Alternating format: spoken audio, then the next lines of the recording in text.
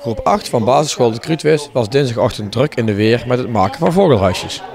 Onder begeleiding van IVN Venray Geisteren gingen de leerlingen de hele ochtend aan de slag. We beginnen met een les met de kinderen. Dan gaan de kinderen met z'n allen een nestkastje maken. En straks gaan we ze ophangen, hier in de wijk.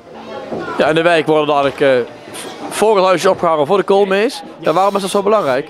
Nou, toen we dit programma gestart zijn, dat was ongeveer 3 jaar geleden.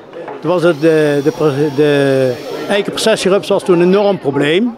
En de gemeente die zat eigenlijk ook wel een beetje mee. En toen bedacht iemand bij het IVN van, hey, is het niet een leuk idee om een natuurlijke vijand van die processierups, om daar iets mee gaan doen. En toen kwamen bij de mezen uit, we noemen het wel koolmees de hele tijd, maar ook de pimpelmees en ook andere vogeltjes, wat natuurlijke vijanden zijn van de processierups.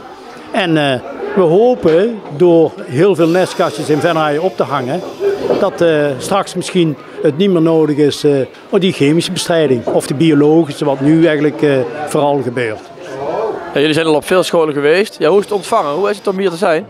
Is geweldig. Ja. Nou, de kinderen, ja, kijk maar rond, ze zijn gewoon super enthousiast. Leerkrachten zijn vaak heel enthousiast. Al is het natuurlijk wel een hele morgen wat we van hun lesprogramma afpikken. Maar achteraf hebben we eigenlijk nooit gemopper gehoord. Dat gaat best goed. We hebben geleerd over de processierups en wanneer ze komen en wat er gebeurt. En ook over meerdere vogels en wat ze allemaal eten. Nou, waarom zijn jullie dan vogelhuisjes aan het bouwen? Zodat de vogels de processierupsen kunnen opeten, zodat we minder last hebben van ze. En heb ik ook vooral geleerd hoe processierupsen eigenlijk in elkaar zitten en wat ze eigenlijk allemaal doen. De naam processierupsen, waar die vandaan komt. Hoe ze leven, hoe ze in vlinders veranderen, dat soort gedoe. Het gaat best goed. Ik heb het gevoel dat het ook een heel goed proces wordt. Want het is een heel mooi vogelhuisje aan het worden.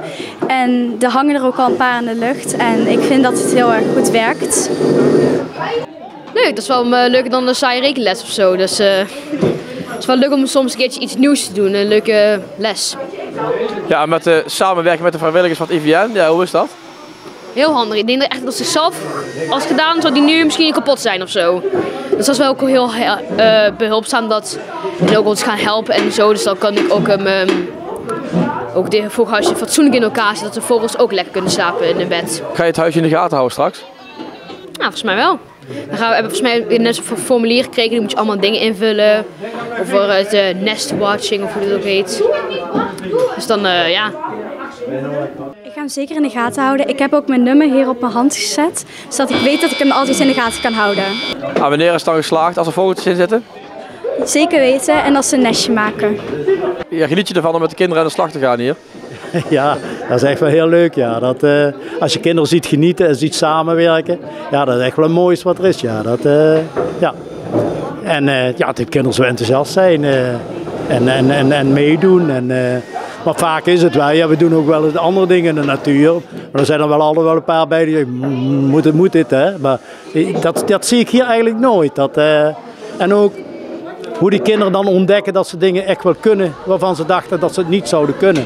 Zul je dadelijk ook wel zien, we gaan ophangen, dat er kinderen bij zijn die zeggen, ja, dat durf ik niet op de ladder. Maar achteraf gaat bijna ieder kind naar boven en hangt zijn eigen kastje op. Dat is mooi.